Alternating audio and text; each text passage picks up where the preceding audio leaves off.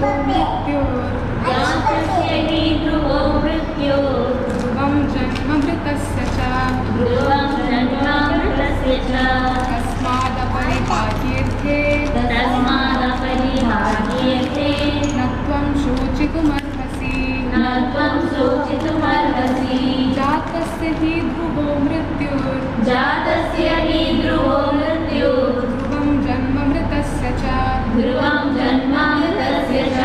तस्मादपरिहार्येऽर्थे न त्वं शोचितुमर्हसि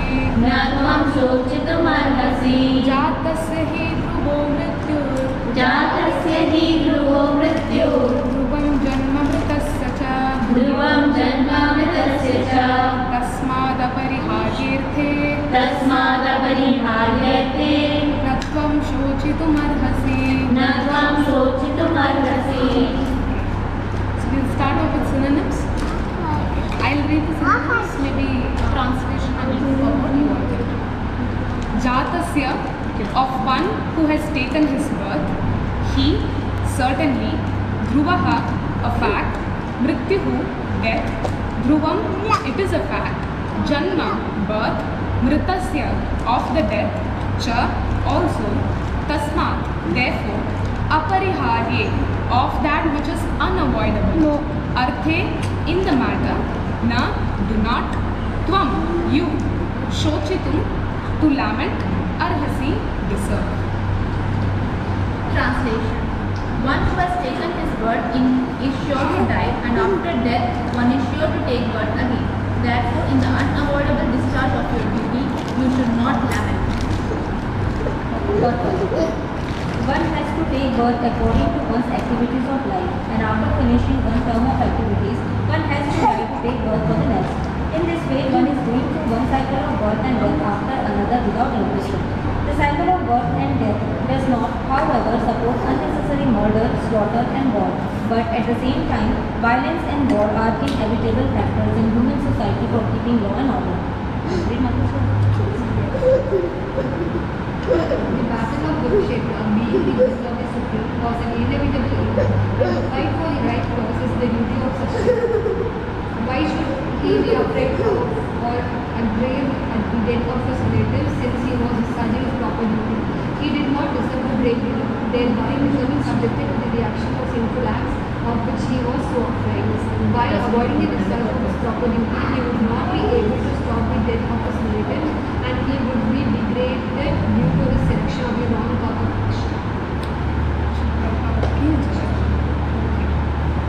So here we see that Krishna is speaking about one element Krishna is covering is the aspect of death. Krishna is saying he who is born is sure to die. There is no doubt about it. And Krishna is saying he who dies takes birth again.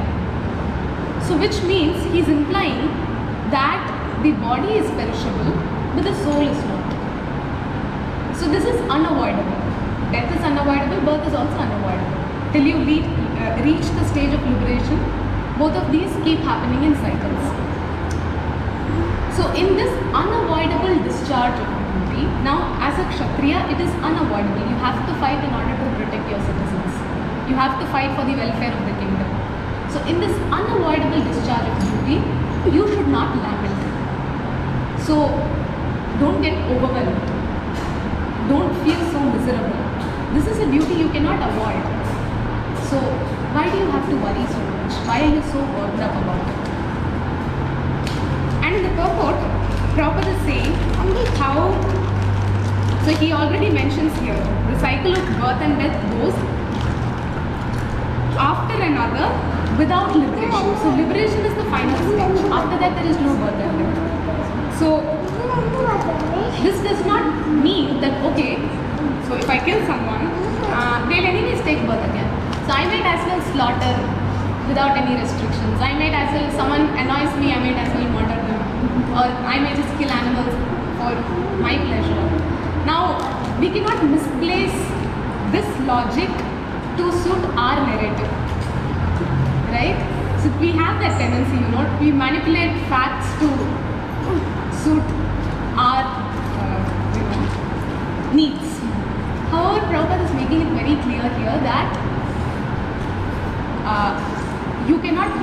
logic to exploit other living creatures. So until and unless it is a necessity, you do not do it. Now in this case, it was necessary for Arjuna to kill them because otherwise they are going to continue exploiting the innocent. So Arjuna had to take up this responsibility. So in which case, now let's say someone is going for a war in order to protect the citizens. So in fact now we are all safely sitting here discussing because there is our army standing at the border protecting us from invasion of outside forces. So in that case it is unavoidable. So they have to execute it. And Prabhupada also, now Arjuna in the first chapter if you see, he gives a series of reasons why he doesn't want to fight. So he says, I am giving my Gandhiva down. So, and one of the reasons is, he says that I do not want to enjoy a kingdom which is stained with blood. I mean, I'm killing so many people now. Who will I rule? The soldiers are here, assembled here. Their wives are there at home. Children are there. Now, if I kill all of them, who will take care of them? So, which kingdom am I ruling in the absence of my family members? And if I fight, I have to kill everybody. So, with whom am I ruling? What happiness or satisfaction am I going to get in ruling such a kingdom? So, Krishna here points out that you are avoiding to fight this battle because you are concerned that these people will die in your hands. But Krishna is saying that that's inevitable anyway. Even if you don't kill them, die one day. So, by not fighting, you are not protecting them. Rather, you are escaping from your duty, which is something you have to do. That's your responsibility. And what is the consequence of such avoidance of duty? You will fall down. Because you are failing now, because you are qualified, this is a responsibility given to you. So, if you are shouldering a responsibility, then there are so many people who are under you. So, they trust you, they have faith in you as a king, as a kshatriya. So, they are hoping that you win this battle and you rule this kingdom with proper morals. So, if you give them up and you run away, so you're basically letting them down. So, now that will lead to you accumulating sinful reactions. So, by running away, you are doing neither good to yourself nor to them. At least when you fight, those who lose their body in the battlefield, because this is a holy place of Kurukshetra, they'll at least attain liberation. So by fighting, you're doing good to yourself and to them. So Krishna is trying to establish the inevitable that is to come to all of us, which is death. Now, this may seem as if we are being a bit pessimistic or becoming a little negative.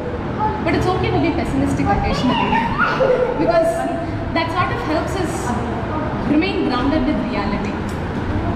Because some pessimistic events exist. So we are discussing what is existing. So we often live our lives and sometimes we are in this autopilot mode. I just wake up, brush my teeth, bathe, I have to go for work. So I go do my work there, come back, I have some assignments to complete, some deadlines to do, I do that and then I sleep off and then repeat. So it's almost as if it's automatic, this just goes on, this has become habitual. Now, in this process, we never think that, oh, one day I'm about to die. We are working so confidently that tomorrow I'm going to live.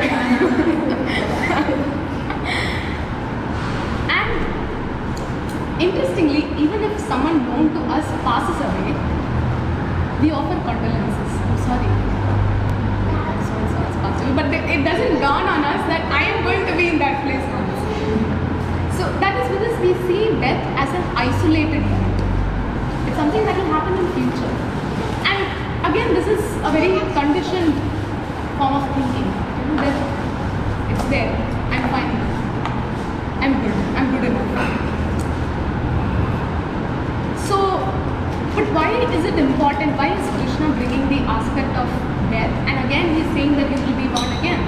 So, why is he emphasizing this cycle here? That is something we all can reflect and try to apply in our lives. That is because with every breath we take, with every heartbeat, we are actually becoming closer to death. So we see death as a process, not as an event. Because when I see it as an event, I feel that, okay, that's there somehow. But when I see that every morning, every sunset and every sunrise, I'm going closer to death, then that will create a sense of urgency, a sense of seriousness that, okay, this is a chance I've got and I can utilize this chance. I mean, for so many births I did not, but at least now I can utilize this. So what this sense of urgency creates is, it helps you prioritize. So what are my priorities now? Now, if you see in certain forms of therapy, psychological therapy and all, usually in geriatric, that is when old age people, when they are about to pass away, like let's say they only have few months more left to live. So they ask them, what are your final wishes? What would you like to do before you die, before you pass away? And they would, prioritize. I wish I can call this person, speak to them. I wish I can go to this place, spend some time there. So that's because they understand the seriousness. Once I die, I cannot live this life again. There is no reliving this moment. And it's the same with us also. When we sort of reflect on the fact that I am becoming closer to death, it helps me prioritize what are the most important to-dos and what subsequently follows that. Which is why we are discussing death. Now, discussing death does not mean that you become paranoid, oh my god, I can die at any moment, and completely lose your peace of mind. Now, that is not why we are discussing death. Not to make you completely anxious, make you panic or anything. No.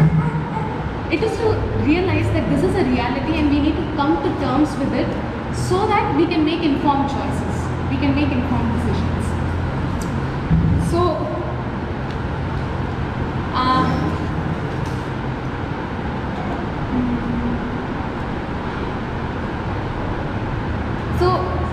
now that we know that this is a process that is, it's in the making, I am reaching closer to death.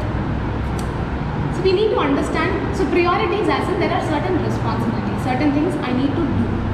Now, as a jiva, if we see Bhagavad Gita, it usually discusses these 5 aspects: jiva, prakriti, which is material nature; kala, which is time; karma, which is fruit of activities; and Ishvara, God. Now, if we see as a jiva in our social intercourse, this is a term Bhaktisiddhanta Saraswati Thakur does. So, in our social intercourse, as we interact with elements around us, which is namely kala, prakriti and karma, we have several responsibilities, several duties. It can be personal duties, it can be duties related to your family, it can be professional duties, it can be duties related to society. So we have so many roles, we have taken up so many responsibilities. However, if you see, one element in this interaction is exploitation. Through some way or the other, either we exploit certain resources or someone else exploits us. So that's a very common theme of performing duties in this material world. Someone will take advantage of you. Either you will take advantage of someone or someone else will take advantage of you. However, there is another element which is Ishvara. So we also have our duties connected with Ishvara. So establishing that connection with Ishvara is called yoga. And this is also a duty which we all have. And we know in the course of Bhagavad Gita, in 12th chapter and so many other 9 chapters, almost the middle 6 chapters, Krishna establishes how the supremacy of Bhakti Yoga. How Bhakti Yoga is the topmost form of yoga when compared to other forms of yoga. Other forms of yoga may also help you self-realize, attain liberation. But this is the easiest and the most effective. So what do we do as in the process of Bhakti Yoga? We serve Krishna. Interestingly, it is in this relationship, in this connection, where there is no exploitation. The underlying theme in our connection with Krishna or the Supreme Lord is service. Mutual service, interestingly. So I am also serving Krishna, and Krishna also serves his devotees. So Krishna does not think, okay, this person is serving me, I'll take maximum advantage of it. I'll just use and throw them. No. Krishna is so grateful. Even if I offer, so Krishna says, Patram Pushpam Phalam Toye. Even if we offer something as simple as that, Krishna becomes so grateful. And in turn, he tries to reciprocate. So Prabhupada often says, if you take one step closer to Krishna, Krishna takes 10 steps closer to us. So imagine how desperate he is to bring us back to him. He's like, do something. I'll bring you back. Just don't give up. So these are certain beauties which we have pertaining to our relationship with the Supreme Lord. And this is not something we can ignore. Mostly because we don't have the luxury to ignore, because if we do, then we again fall into this cycle of birth and death. And we already realize how in this life itself we are having so much to put up with.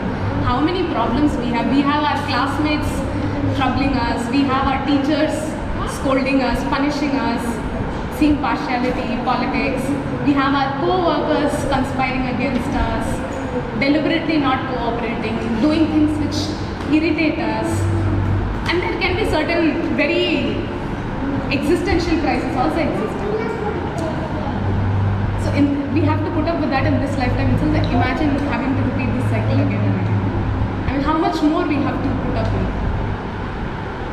So that is the most beautiful thing about devotional service. So I can depend on Krishna and be rest assured that Krishna will not take advantage of me, Krishna will not exploit me, but rather there is a loving give and take. There is reciprocation. I surrender unto Krishna, I serve him, and then the Lord reciprocates back. He expresses through some means or the other how he loves me. So there is a pastime in terms of in this connection. So once in Vrindavan, what happens is Krishna is going out to herd the cows, and Mother Yashoda tells Krishna that why don't you wear slippers or sandals, because when you walk, it's a village, so obviously there'll be so many stones, thorns and all. So why don't you wear slippers so that it protects your feet? And then Krishna is like, okay, if you do that to me, then you have to put slippers for all the 9 crore cows we have. There are 9 crore cows in Vrindavan, which Krishna and all the cowherd women are wearing. So Krishna is saying you have to for all of them, which means for all the 4 limbs the cows have, they have to. And then Mother Yashoda is like, Krishna, that's not possible. That's not something we can afford. And then Krishna is like, if you don't give them slippers, then I am also not going to wear. Because what I am basically doing is I am serving them. So as a servant, how is it fair that I wear slippers and then I don't let them wear them? So I am also not going to wear slippers. And then Mother Yashoda is getting worried. And the cows, they get to know that Krishna is doing that. And in the middle of the night, what happens is they leave the shed and they start walking all around Vrindavan, and with the force of their hoofs, they crush the stones. Just so the next day when Krishna is going out to herd cows, the stones won't bring Krishna. So if we see, and even now if you go to Vrindavan, the Raman Reddy, many people roll in that soil. Because if you see, that soil is so smooth. Like there is no stone that pricks you. It's so sad and smooth. So this is how the cows try to serve Krishna, Mother Yashoda tries to serve Krishna, and Krishna also tries to serve all of them. So it's not like, okay, cows are there anyways, I'll steal milk from them, butter from them. I don't care whether they wear, this or not, whether their hoofs get hurt or not. Krishna is genuinely caring about them because the cows are suffering. So there is this mutual loving give and take. So that takes us to the next aspect of our service. Okay, now I understand that it is my eternal nature, Sanatana Dharma, my duty, to serve Krishna. But in which instances do I serve Krishna? Like, is there a particular time, place? when I can serve Krishna. So interestingly, because service is an eternal nature of ours, is an eternal nature, it is ideal that I serve the Lord throughout, eternally, which means every moment, either in some form or the other, I hear about the Lord, I speak about Him, I chant His names, or I remember His glories, or I offer the fruits of my actions to Krishna. So in some form or the other, I render service regardless of which circumstances I am put in.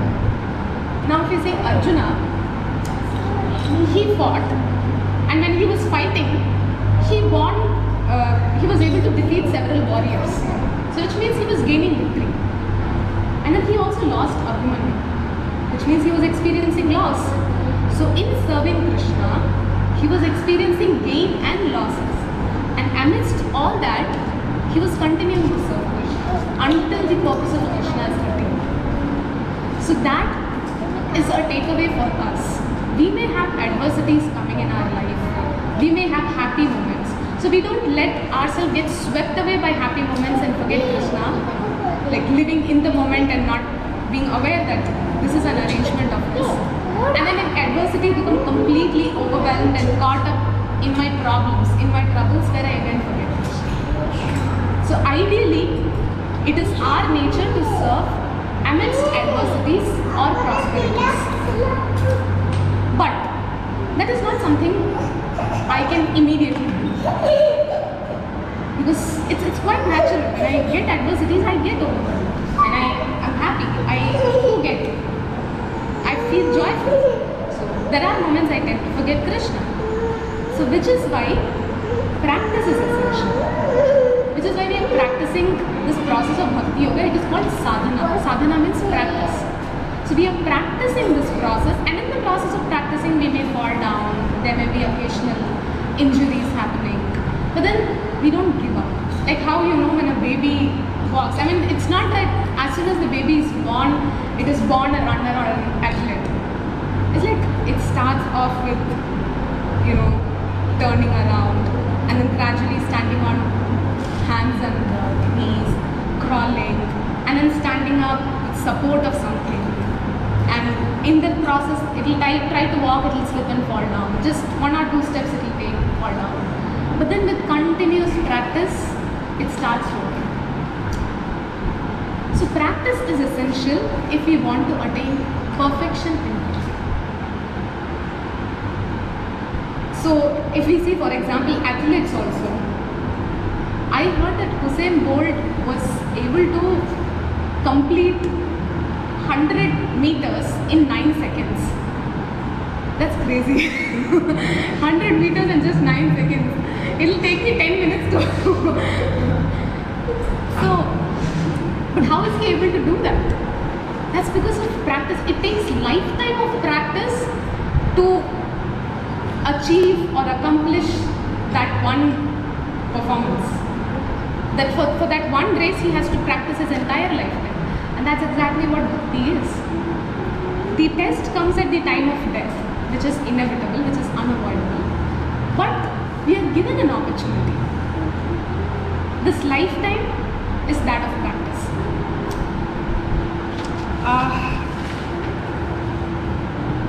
So,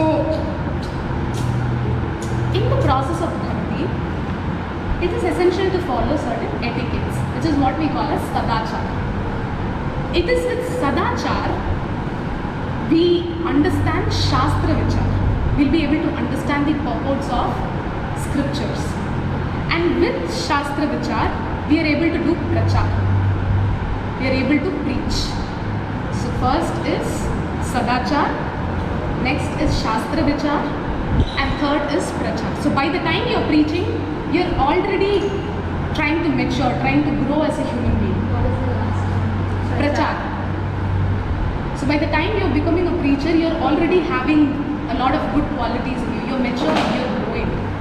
So Bhakti Yoga, interestingly, is a process of constant growth. You learn so many things, you unlearn so many things, you start developing new qualities, you become a better version of what you were previously. So there is always self-growth happening here, there is healing happening here. So that is what the process of anartha nivritti is. So you are unloading all that baggage, all the anarthas you are carrying, all the samskaras that is there. So that is what this process of bhakti yoga does. So it's very therapeutic in one sense.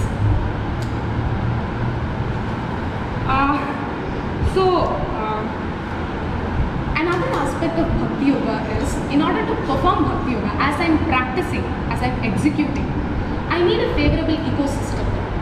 And that is what devotee association provides.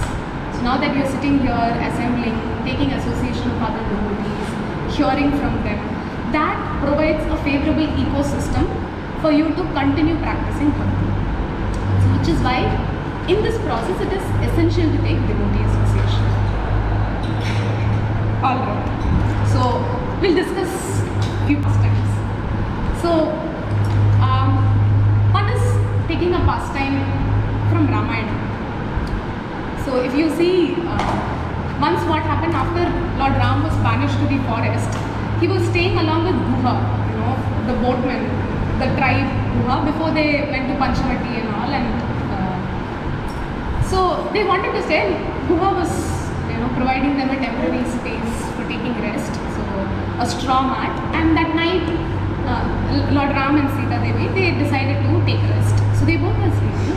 And Lakshmana had taken this vow that he'll never sleep throughout his stay with Lord Ram and Sita. He'll always protect them. So what he was doing, he was having a sword and he was going around them in order to protect them, and they both were sleeping.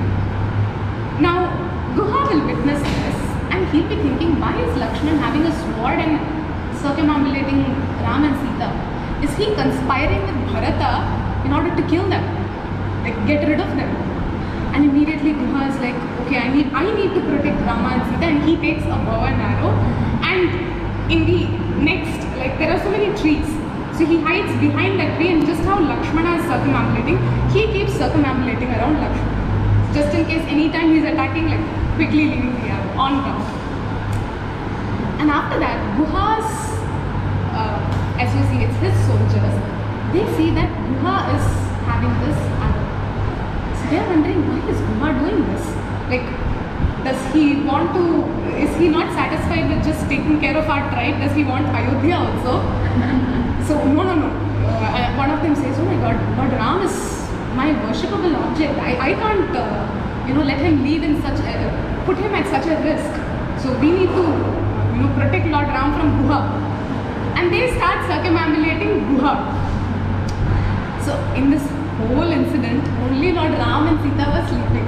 Everybody else was awake the whole night. So that's how beautiful devotional service is. So Lakshman had the luxury. So what does it mean? What does the name Lakshman mean? He's endowed with Lakshmi. And what is the Lakshmi? It is the Lakshmi of service to Lord Rama. So he's endowed with that fortune. On the contrary, when we see Bharata, he had no control over what decision his mother took, how she conspired behind Lord Rama. She forced Dasharatha to establish Bharata as, the king. And he gets to know all this only after Lord Rama departs, goes to the forest. So by the time he reaches Ayodhya and learns of all this, he's shattered. He's bewildered, like how did this happen? He's so pained to see that what should have belonged to his brother is forcefully imposed upon him. And it is said that everybody starts suspecting Bharata, that he is involved in conspiracy. He was greedy of the position Lord Ram wanted to have, and that is why he conspired with Kaikeyi to get rid of Lord Ram. So everybody was suspicious and everybody was resentful of Bharata. In fact, it is said that when he would go for bathing, he would go 2 a.m. in the morning to bathe, because otherwise when he goes for bathing, people will throw stones at him. So he had to bear. So what does Bharata mean? To bear the burden. So he had to bear the burden of suspicion, criticisms, curses. So many people would curse at him. And interestingly, when the final rites of Dasharatha had to happen, so Lord Ram is not there, Lakshmana is not there. So he was the next eldest son. So he was going to, like set the fire, the funeral fire, and then he was stopped. He was like, no, you can't do it. So Bharata is like, but I'm the son. If I don't do, who's going to do the final rite? And then the person says that Dasharatha had specifically ordered that do not let that wretch Bharata set fire to me. Even if I die, he should not be the one who performs final rites for me. He should not even see my dead body. He should not touch my dead body. So Bharata was put in such a state that he could not even explain to his father that he was innocent. Did Bharata, was he really the perpetrator? No. Bharata had no idea when all of this was happening. And yet, though he didn't deserve it, there was so many troubles Bharata had to bear. And this was for 14 years. And all the 14 years, and when Bharata came to the forest, requested Lord Ram to come back and take over, but Ram was like, no, you take care of the kingdom. So Bharata had to, amidst all of these, he had to take care of the kingdom. He had to rule on behalf of Lord Ram. So he would take the padukas of Lord Ram on the throne and he would be ruling. So that's how glorious. So in case of Lakshman, he had the opportunity to serve directly Lord Ram. But in case of Bharata, he had to serve in the absence. So he was already experiencing separation. On top of that, people were cursing him, speculating, suspicious of him. And he had to bear the burden of all that and serve for 14 years.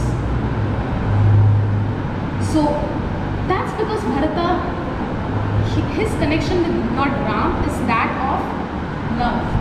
So he was performing his Sanatana Dharma. So which is how amidst adversities or opportunities, we continue our service.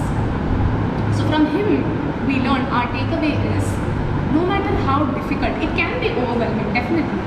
But then we don't give up devotion service. We continue practicing. That perseverance should be there. And that perseverance is a proof of your love for Krishna. That perseverance shows that Krishna, no matter what bad a situation is, even if I fail, I don't want to give up. That is because I am attached to you. That's the love language of a devotee to Krishna. That's one of the different love languages. And there is another pastime of Gajendra. Gajendra also demonstrates several pastimes. So as we know, Gajendra was an elephant and he was very strong, very powerful. And once he goes to bathe in a river, and as he is bathing along with so many she-elephants and so many of his family members, there is a crocodile which gets agitated because the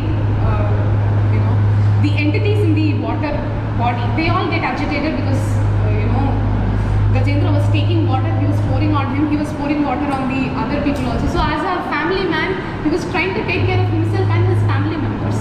And in the process of doing that, he did not understand that there is a crocodile in the lake, and the crocodile was very powerful. So it caught Gajendra's leg. And Gajendra was like, okay, I'll just pull it out. So he was trying to pull, he was not able to pull his leg. And he was again trying, okay, let me try again. With more force he was trying to pull, and yet he was not able to retract his feet. Why? That is because that day the crocodile was empowered. So no matter, and crocodile, as you know, it is a creature of water. So in water, a crocodile is more powerful.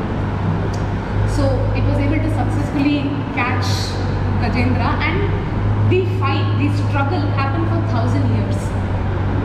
For 1,000 years they were fighting with each other. Gajendra will pull, crocodile will pull back. And at some point Gajendra became so exhausted. He gave up. And the fear of death started creeping in. And all those family members whom he was serving so sincerely, none of them were able to help him. They were all watching him helplessly when as the crocodile is pulling Gajendra inside. So finally he gave up and he was like, I have no other choice but to call out to the Supreme. Now interestingly, we'll read this, there are 3 verses. So he'll call out to the Lord, he will offer many prayers to the Lord. But then there is one point I want you to focus on. You can probably take that verse. I'll just tell you.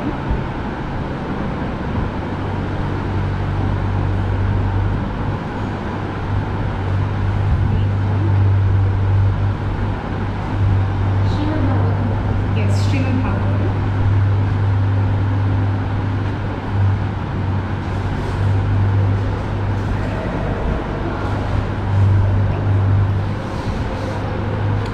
Okay, I'll sort of quickly read the verse translation and purport. Is that okay with you?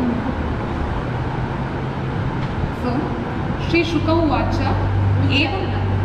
Sorry, which Oh, sorry. 8th canto, 3rd chapter, 30th verse. Shri Shuka Uvacha, Evam Gajendram Upavarnita, Nirvishesham, Brahmadayo Vividhalinga, Bhidabhimanaha, Naite Yadopasasrupur, Nikhilatmaka Twat, Tatrakhilamaro Mayo Harir Avirasit. So the translation is, Shri Shukadev Goswami continued, when the king of elephants was describing the supreme authority, so he was offering prayers, a series of prayers. One whole chapter is dedicated for prayers which Gajendra offers.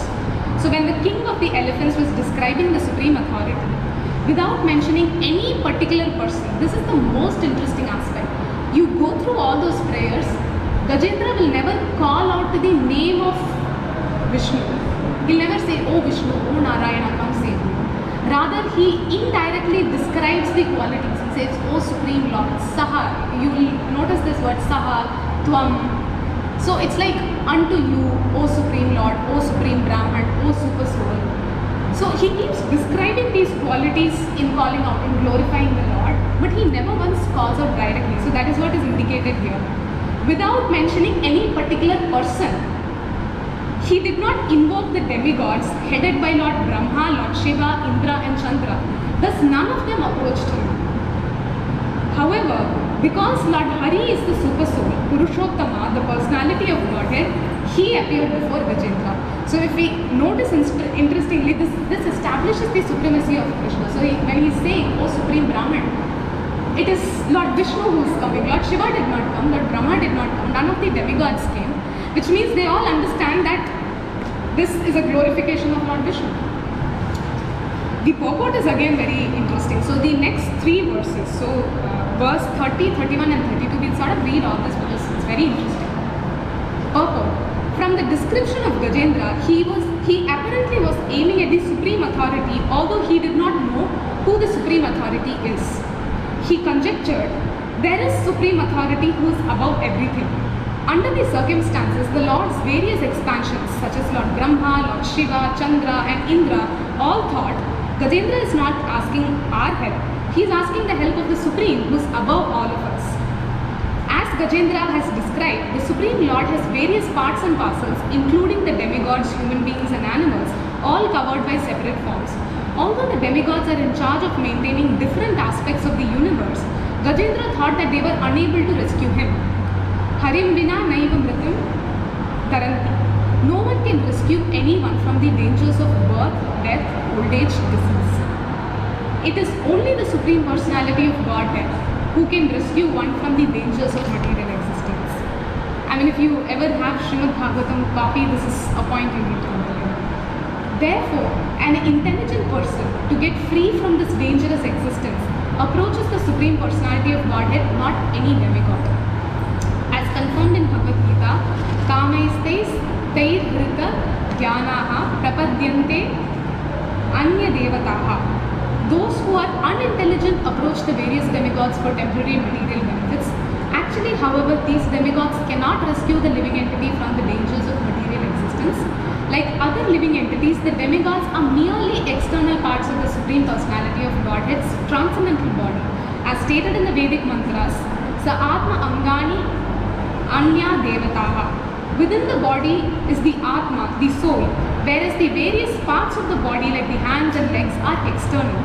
Similarly, the Atma of the entire cosmic manifestation is Narayana, Lord Vishnu, and all the demigods, human beings, and other living entities are parts of his body. It may also be concluded that since a tree lives in the strength of its root, when the root is nourished with water, all parts of the tree are nourished. One should worship the Supreme Personality of Godhead, who is the original root of everything. Although the Supreme Personality of Godhead is very difficult to approach, he is very near to us because he lives within our hearts. As soon as the Lord understands that one is seeking his favor by fully surrendering, naturally he immediately takes action. Therefore, although demigods did not come to aid of Gajendra, the Supreme Personality of Godhead immediately appeared before him because of his fervent prayer. This does not mean that the demigods were angry with Gajendra, for actually, when Lord Vishnu is worshipped, all other demigods are also worshipped. Yasmin tushte jagat tushta. If the Supreme Personality of Godhead is satisfied, everyone is satisfied.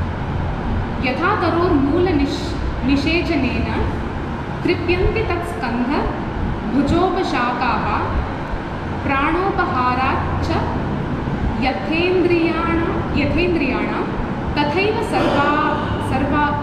sarvarhanam achyutejya. As pouring water on the roots of tree energizes the trunk, branches, twigs and everything else, and as supplying food to the stomach enlivens the senses and limbs of the body, so worshipping the Supreme Personality of Godhead through devotional service automatically satisfies the demigods who are parts of that Supreme Personality. So this is in Bhagavatam. So probably you can take note of this verse because it's a very important preaching verse. You may have often heard this analogy of watering roots and the other parts of trees get satisfied, but this is the verse. So, when the Supreme Personality of Godhead is worshipped, all the demigods are satisfied. So we'll go to the next verse. I'll just read the translation and purport. After understanding the awkward condition of Gajendra, the next verse. After understanding the awkward condition of Gajendra, who had offered his prayers, the Supreme Personality of Godhead, Hari, who lives everywhere, appeared with the demigods who are offering prayers to him. Carrying his disc and other weapons, he appeared there on the back of his carrier Garuda with great speed according to his desire. Thus he appeared before Gajendra. Purport. Srila Vishwanath Chakravarti Thakur specifically hints that since Gajendra was in such a difficult position and was praying for the mercy of the Supreme Personality of Godhead, the demigods, who could have immediately gone to his rescue, hesitated to go there. Since they considered Gajendra's prayer to be directed towards the Lord, they felt offended, and this in itself was offensive. Consequently, when the Lord went there, they also went and offered prayers to the Lord so that their offense might be excused. So even if demigods take offense, Krishna is there to protect. So we don't have to worry about displeasing anyone just because I'm worshipping Krishna or I'm surrendering unto him exclusively. Even demigods fear Krishna and they're like, oh my god, I got offended without knowing. I'll better offer prayers to get rid of this offense. Gajendra had been forcefully captured by the crocodile in the water and was feeling acute pain. But when he saw that Narayana, wielding his disc, was coming in the sky on the back of Garuda, he immediately took a lotus flower in his trunk and with great difficulty, due to his painful condition, he uttered the following words: "O my Lord, Narayana, Master of the universe, O Supreme Personality of Godhead, I offer my respectful obeisances to you." So, we'll read the purport also. I mean, it's very nice. The king of the elephants was so eager to see the Supreme Personality of Godhead that when he saw the Lord coming in the sky with great pain and in a feeble voice, he offered respect to the Lord. A devotee does not consider a dangerous position to be dangerous. For in such a dangerous position, he can fervently pray to the Lord in great ecstasy. Thus, a devotee regards danger as a good opportunity. Tattenu kampam susamekshamanaha. When a devotee is in great danger, he sees that danger to be the great mercy of the Lord, because it is an opportunity to think of the Lord very sincerely and with undiverted attention. Tattenu kampam susamekshamano bhunjana evatma kritam vipakam.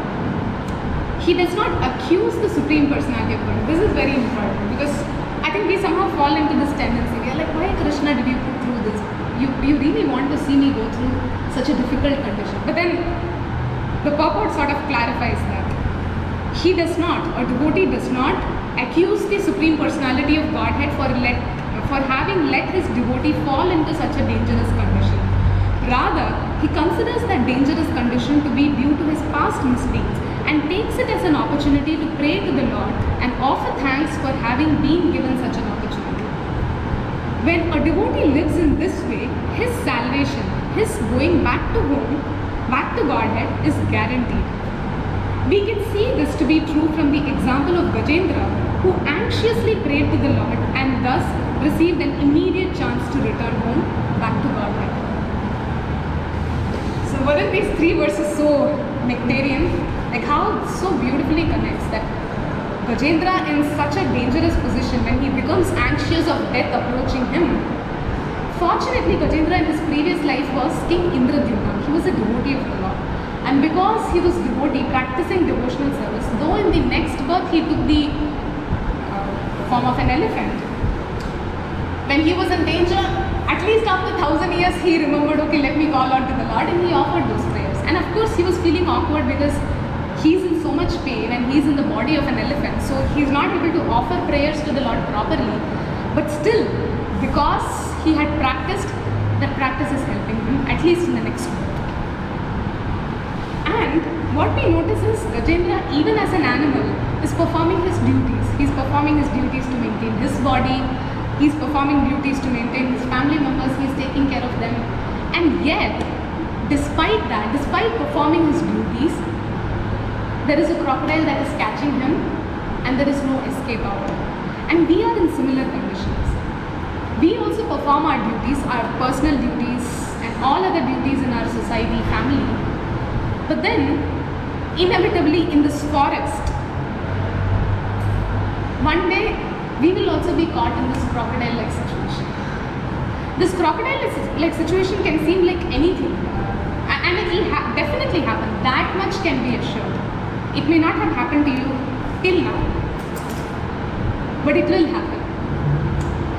I was just speaking to a devotee, and they were quite senior, and they had been practicing devotional service for a very long time, so for so many years.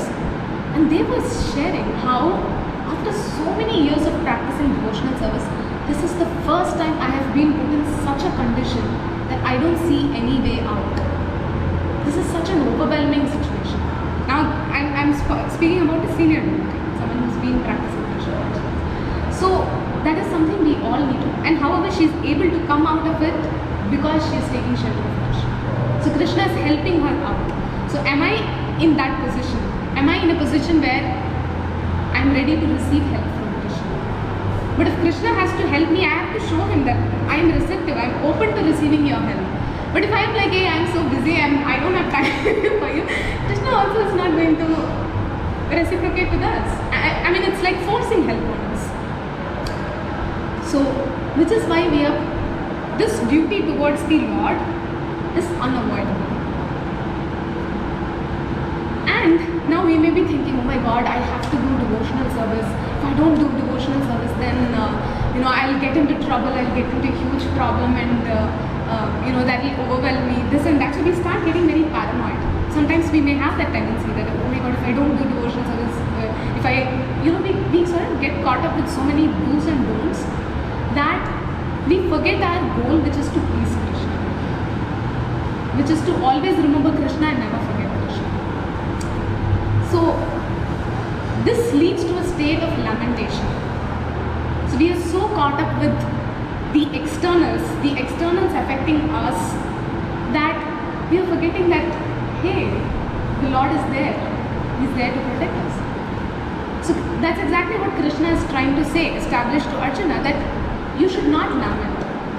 So this is a process where you shouldn't lament. This is a duty we definitely have to execute, but we don't need to lament. Of course, there may be times when there may be ups and downs, and we may occasionally get overwhelmed. But then what is important is identifying that and addressing that. suppressing that does not help. Because sometimes Krishna puts us through certain situations in order to show us, listen, there is this aspect in you which is not healthy for bhakti, so you better deal with that, you better address that. But then sometimes we may get caught up in this image of I should be a devotee, I should be an ideal devotee, therefore I should not manifest these qualities and I would better keep it within me, I'll bury it within me. So sometimes even we don't become aware of what is the darkness within us.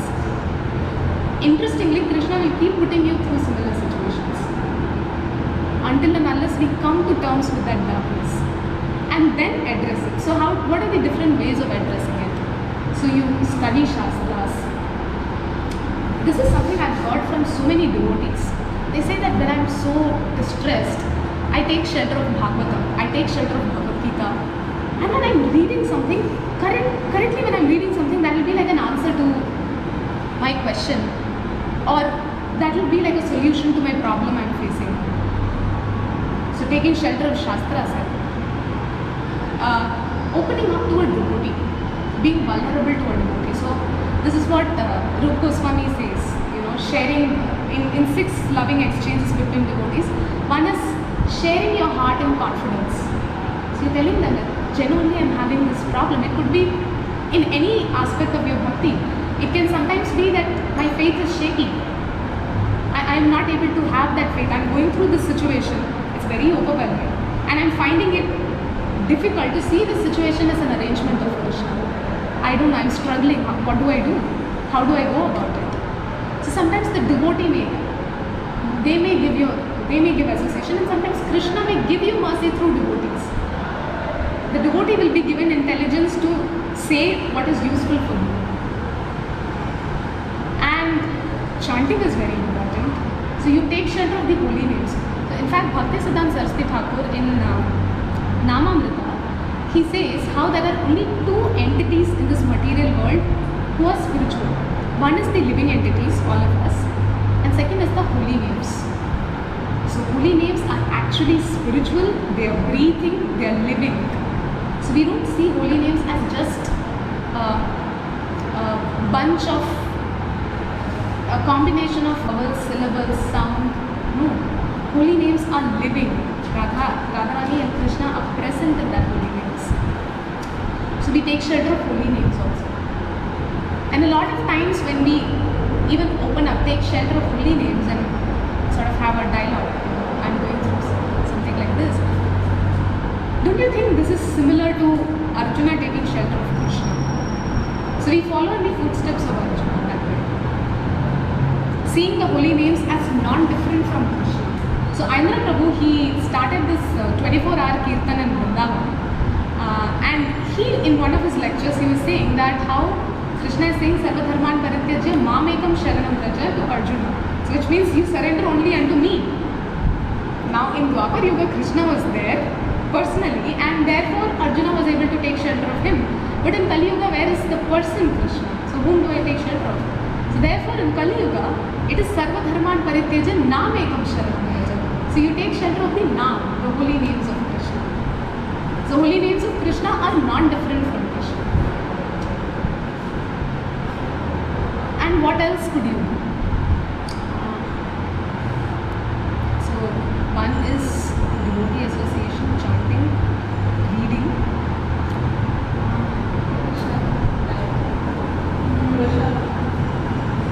Not really. Yeah, prasadam you can take. That's another aspect. Yes, how could I forget this? Taking shelter of Krishna, Sharanagati. Because sometimes we reach the dead end and we are like, I don't know what is the way out of this. So we humble ourselves. We may have noticed this in schools also. Like when we were students, we may have forgotten to do an assignment and we will be like, we'll ask our friend, please give me your notebook, I'll just copy it down. So we take a humble position because we need help. So that's something similar we are doing even in taking shelter of Krishna. So we're like, Krishna, I don't know. So you take a humble position. And another element that helps you surrender is trust. Trusting Krishna. And trust comes with experience. but for experience I have to practice. So do you see how all these elements are connected? So which is why Rupa Goswami says that for bhakti, patience is very important. Because sometimes we get so impatient. I'm practicing 16 rounds, I'm chanting and I'm reading, but why am I not seeing any changes? Why am I going through these problems? Is Krishna not helping me? Is he sadist? Does he get pleasure through putting me in pain? So we may start questioning Krishna. However, in those instances, we sort of tolerate. It's like, okay, we normalize that pain. Pain is an inevitable part. For as long as we are in this material world, we have to go through pain. Pain and pleasure are like two sides of the coin. So we don't complain to Krishna, why are you giving me pleasure? So only during pain we go to him and so let us normalize pain first. It is natural to feel pain and it is okay to feel pain.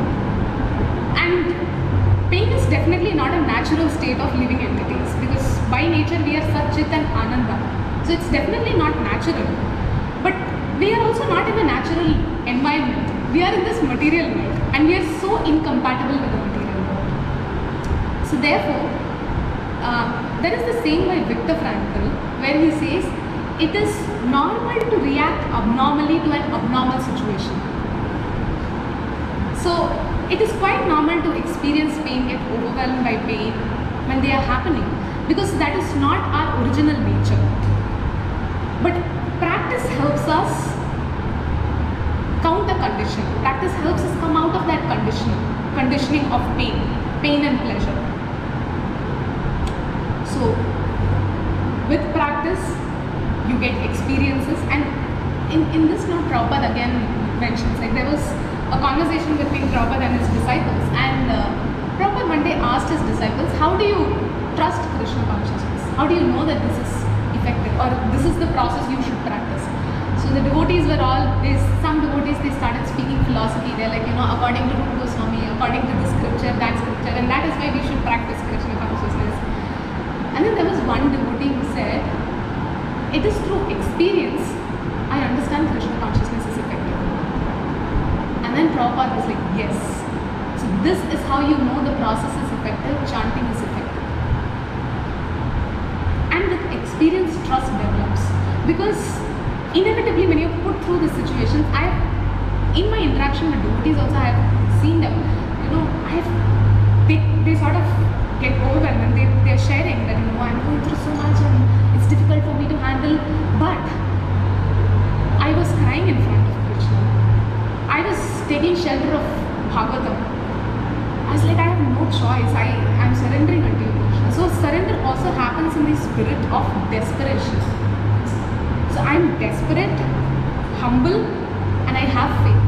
These three are like pillars which help us, which facilitate surrender. And then they are like, somehow or the other, the situation gets, it gets taken care of. It de-escalates, or I'm able to handle it better. So this is why taking shelter of Krishna is very important.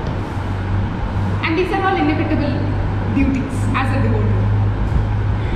And what is the whole process of Krishna consciousness for?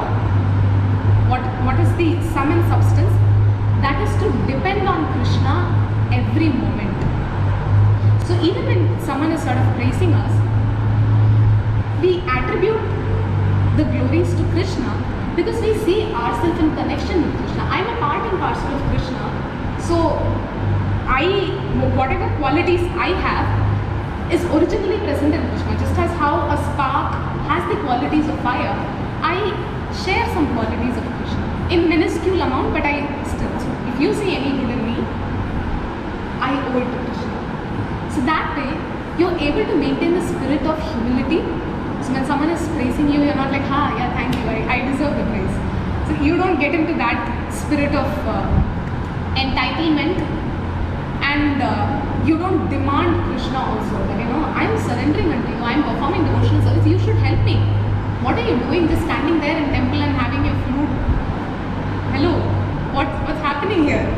So it's not like we don't come into this spirit of entitlement or arrogance and demand from Krishna. Rather, we take on the spirit of humility. So humility is also a very essential part. So we see in this verse, the Shikshashtakam also Mahaprabhu prays, Utranadapi Sunichena Taropi Sahishvana Amanina Manavena Kirtaniya Sadhari. So in that spirit of humility, we perform Kirtan. So we still have some time. Oh, wait. So what can be certain situations that can overwhelm? What are certain crocodile-like situations?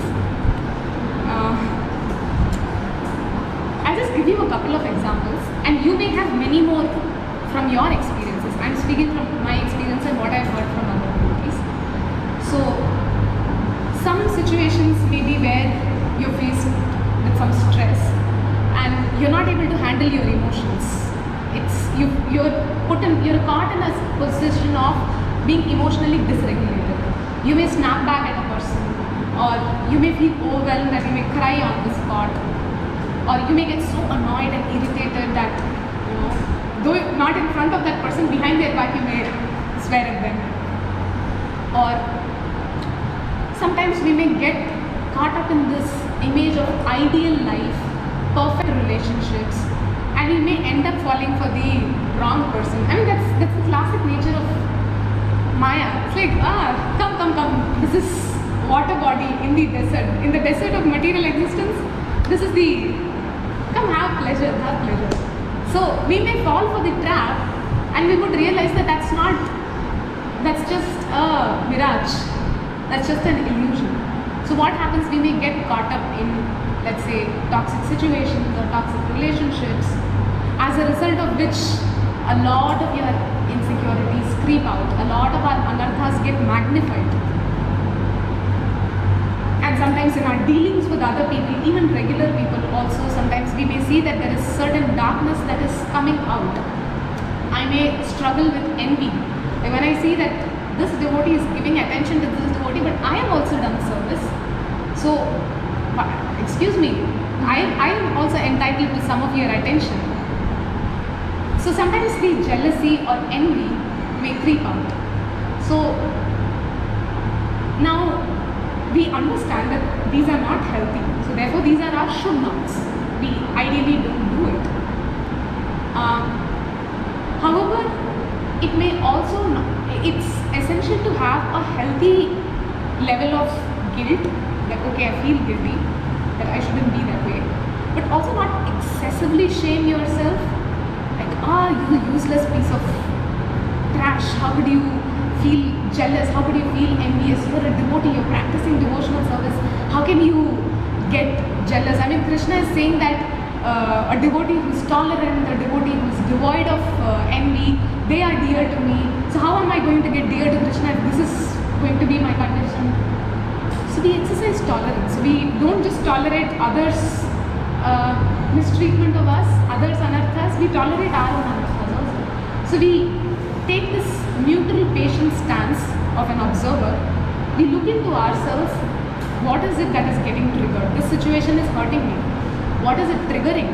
Am I carrying some emotional baggage which is weighing onto me? Am I carrying certain wounds that this person is triggering?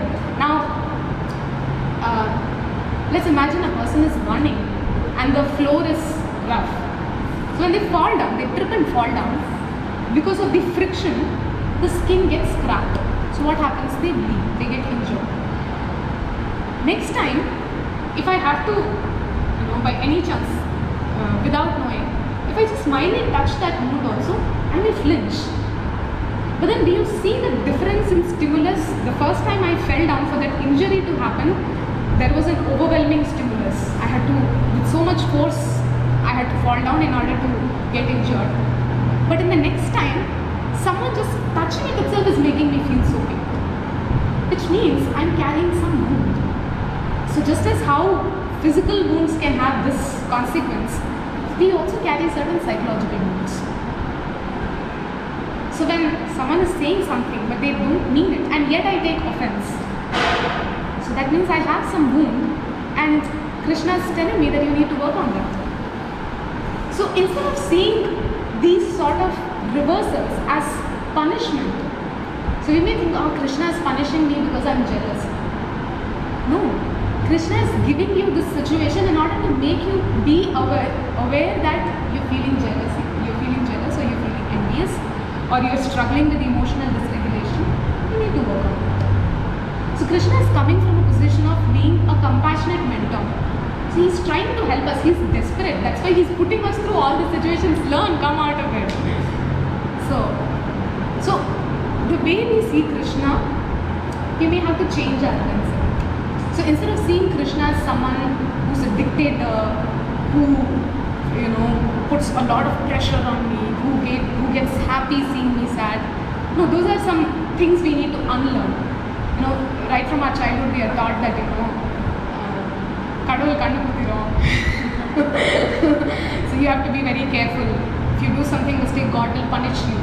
So we have had this very punitive image of God imposed on us, and we may have had certain parental figures who have been quite strict. And what happens is we project all of that on Krishna.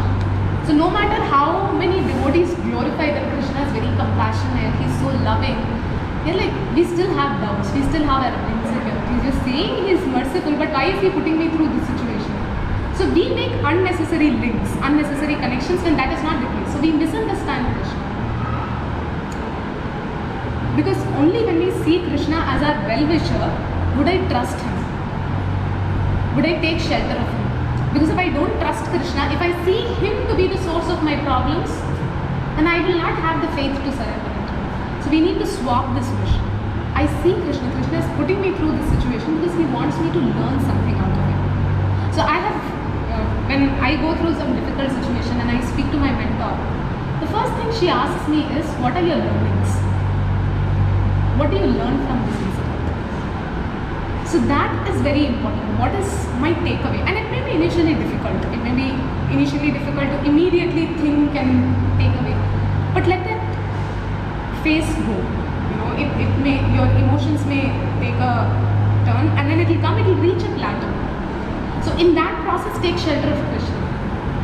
Krishna, help me, I'm feeling so overwhelmed. And the Lord will definitely help. Through some source or the other, the Lord will help.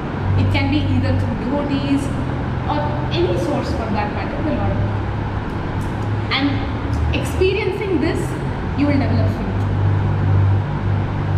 So,